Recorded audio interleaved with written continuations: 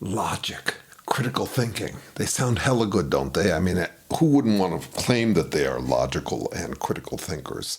I once had this fabulous conversation with a Trumpist, and he started right out of the box. He wanted to tell me he was a critical thinker. Believe him, he's a critical thinker. He wanted me to know that. I think he might have heard it from his pastor that he was a critical thinker. It's what all the cool kids are wearing, and so he wanted to wear it too. And I said, well, I have a PhD in decision theory, and I would never declare myself to be a critical thinker. And he said, no, you don't understand.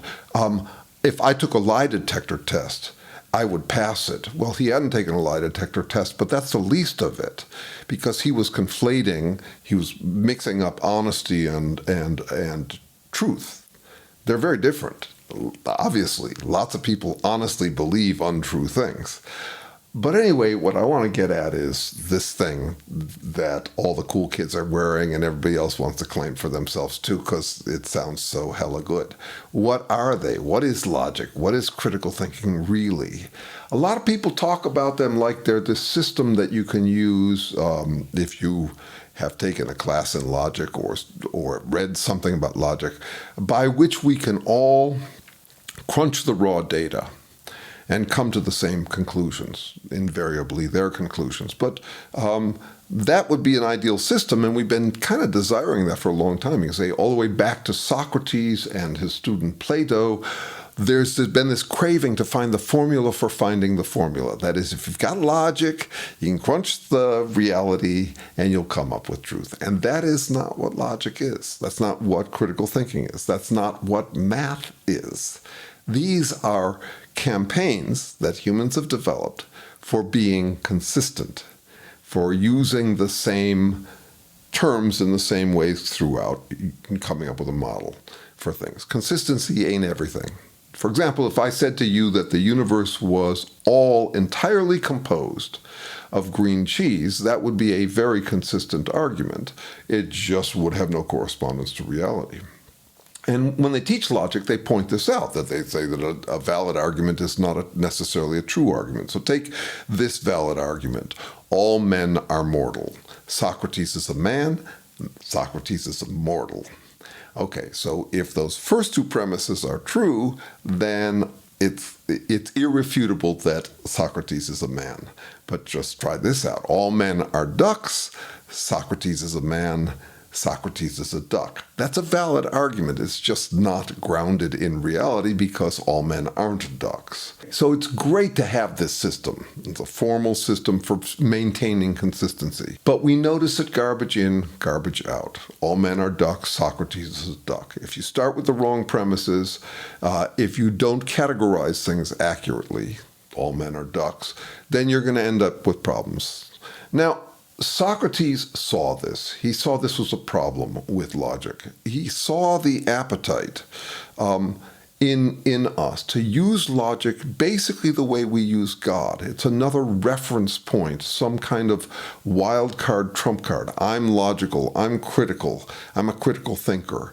And therefore you've got to believe me, which is basically what this Trump troll was saying to me, because I have that higher authority to go from. Socrates noticed this problem. He was talking about the sophists. He was quite concerned about these people who would learn a thimbleful of logic and then employ it to spin their arguments as authoritative and to refute other people's arguments.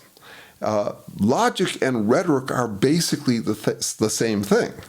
So you can use logic to undermine someone else's argument. You can use rhetoric to undermine someone else's argument. You can use rhetoric to do the same thing. They're basically the same things. We're talking about the human gullibility appetite. Our tendency to want to misinterpret reality. It's a fundamental appetite in us. I just want the truth, but it better be flattering. May the best idea win, and it damn well better be mine. That would be a human appetite. We'd want to claim the formula for ourselves, and we would use logic and rhetoric in order to do that. That would be our first and most practical use of logic and rhetoric. That's why I think that what we really need as core curriculum for everyone in the world, if I was in charge of the world, which I'm not, but if I could do anything with education, it would be basically teaching how to spin, how to unspin, and how to do both even-handedly. That is, the tendency would be for us to spin up our own arguments, spin down or deflate or discount other people's arguments. And so the crucial part of it is this capacity to overcome our own appetite, to spin up our argument and spin down our opponent's arguments. And for that, basically, the scientific method is actually useful here. I think of it as to get what you want, set aside what you want long enough to see what is. And then, better informed, you'll be able to get what you want. And it doesn't just apply to science. It applies to dating. It applies to business. If you want to succeed in business, you've got to kind of overcome your own highly motivating appetite to think that you're all that and that people are going to want your restaurant so badly. You have to overcome that enough to be able to see from your customer's perspective. In a way, science and marketing have that in common. To get what you want, set aside what you want long enough to see what is. The Buddhists even have a line I like about it. I can't find the attribution for it, but I've heard it enough. Truth waits for eyes unclouded by longing. I like that. It's basically the same thing that science is about. And science is not asking researchers to leave their egos at the door. I mean, that would be a good idea, but it's more about the competition between ideas where scientists are free to oppose each other, to refute each other's theories. And so the idea is that truth emerges from arguments among friends. That is, we're not attacking people so much as we're attacking each other's ideas in the sciences. And that's true in any kind of free market situation. And there's a lot of advantages to it. But to do your part to leave your ego at the door, I think the heart of education has to be the ability to spin, unspin, and do both even-handedly. So for me, for example, I make a point of being able to make a persuasive counter-argument to everything I say.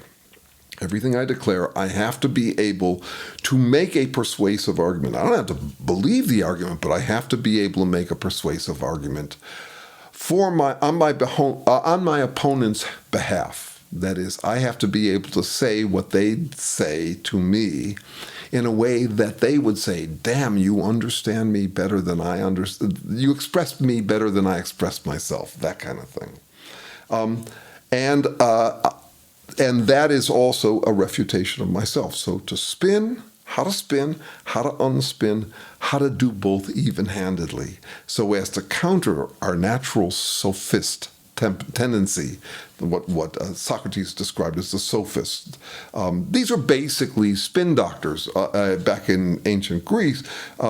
These were guys who would go out and teach people how to make persuasive arguments for whatever they wanted. And Socrates found them very troubling and wanted to therefore come up with the absolute method by which you could absolutely come up with final truths. What is friendship? What is virtue? All of these things. He didn't succeed at it in a way. Aristotle took a crack at it after Plato. But one way or another, that yearning in all of us to finally have the formula by which we would all come to agreement about the formula, that appetite hasn't died in us. It lives in all of us. It's kind of the romantic ideal. My definition of romance is the dream of happily ever after that lives in all of us. And yeah, sure, that manifests in this idea that we could become critical thinkers, or that the idealists, the self-romanticizing idealists, have found the formula for finding the formula, and that therefore they've found the formula. I get that all the time. You get this a lot from moral absolutists. They find moral relativism evil.